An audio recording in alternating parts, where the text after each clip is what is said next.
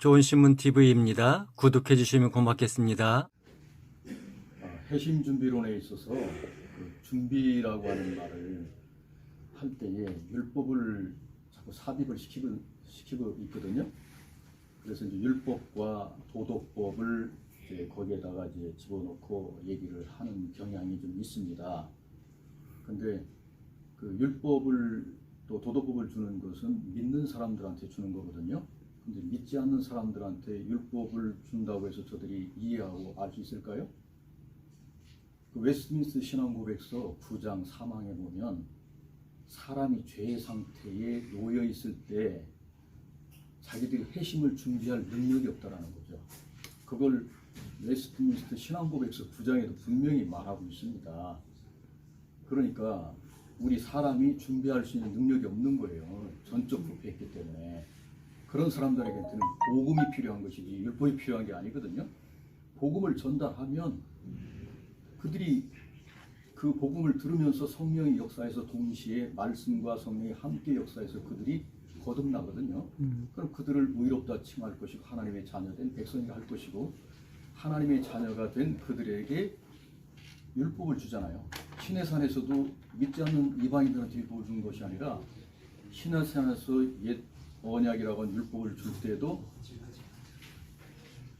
믿는 백성들을 모아놓고 준 것이지 않습니까? 믿지 않는 사람들한테 준 게 아니잖아요. 그렇기 때문에 믿는 사람들한테 율법을 준 것은 하나님의 뜻을 알게 하려 합니다. 하나님의 뜻을 알고 우리가 이렇게 살면 안 되겠구나. 그러면서 이제 성령의 역사와 함께 더불어서 그들이 삶의 변화가 일어나서 열매 맺는 삶을 살아가는 것이 오늘의 믿는 사람들의 모습이라고 볼 수 있는데 여기다 뜬금없이 구원의 과정 속에 구원의 소정 속에다가 처음에 예수를 믿는 믿음, 구원 얻는 믿음에다가 그 사전에 회심 준비의 과정을 넣는단 말이에요. 그것은 말도 안 되는 소리죠. 그리고 그들을 무섭게 해서 율법을 가르치니까 지옥의 형벌이 있다는 등 뭐 이런 소리를 하면 무서워한다. 무섭게 해서 그들로 하여금 복음을 사모하게 한다.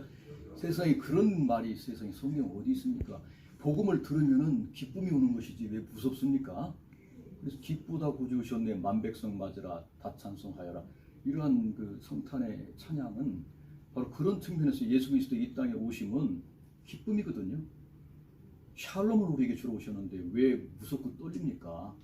우리가 이제 율법을 받아 들었을 때는 믿는 사람들이 그래서 예수를 영접하고 이제 율법과 도덕법을 이제 설교에서 들을 때 성도들이 그걸 깨닫고 하나님의 뜻이 그것이구나. 그때 비로소 알면서 점차적으로 사람들이 성화의 과정을 가고 있는 거 아니겠습니까? 이런 것을 왜 이상한 회심 준비론이라는 말을 청교도에서 사용했던 그런 것이다 해가지고 역사의 과거를 끌고 와서 사변적인 용어를 사용하는 그들이 이렇게 한국교회를 어지럽혀서야 되겠는가? 난 여기에 찬성할 수 없다고 봅니다. 그 능동순종에서 사람들이 이제 율법 순종을 얘기하지 않습니까? 수동순종이나 능동순종이나 모두가 율법의 순종을 얘기를 하고 있더라고요. 이 사람들이. 그러면은 율법의 주인이 누구냐라는 것을 먼저 생각을 해야 되겠죠. 율법의 주인은 예수님 아닙니까? 율법의 주인이 율법 앞에 순종이냐 또 능동순종이냐 수동순종이냐 이런 것은 타당하지 않다는 그렇게 생각이 들어요. 그리고 저들은 늘 이걸 빌미 삼는 게 뭐냐면은 율법 아래 놓여 있게 했다. 율법 아래라는 말이 뭐냐 이거죠. 이걸 해석을 잘해야 되거든요.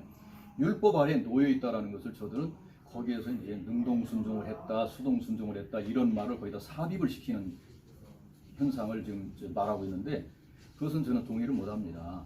율법 아래 놓여 있다라고 하는 그 말은 하나님께서 아들 예수 그리스도를 이 땅에 보내셔서 율법 아래 놓여 있게 했다라는 얘기거든요. 그러면 예수님의 순종은 능동순종과 수동순종이나 차원이 아니라 그것은 하나님의 뜻을 따라서 그 뜻에 순종을 해서 이 땅에 와가지고 그 율법 아래에서 율법의 요구를 성취시켰다. 이렇게 말해야 그 해석이 옳은 것이지. 그게 성경적인 것이지. 거기서 능동순종과 수동순종을 따로 분리를 시켜서 말한다라고 하는 것은 오늘 한국교회를 어지럽히고 혼잡케 하는 원인이 될 수 있기 때문에 저는 그걸 반대하고요.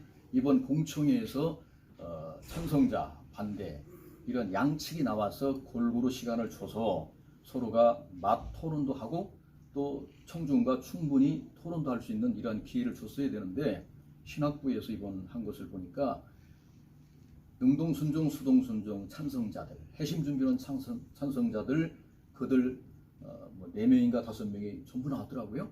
그리고 거기에 대해서 이의를 제기할 수 있는 반대론자들은 한 명도 없었어요. 좋은 신문 TV를 시청해 주셔서 감사합니다.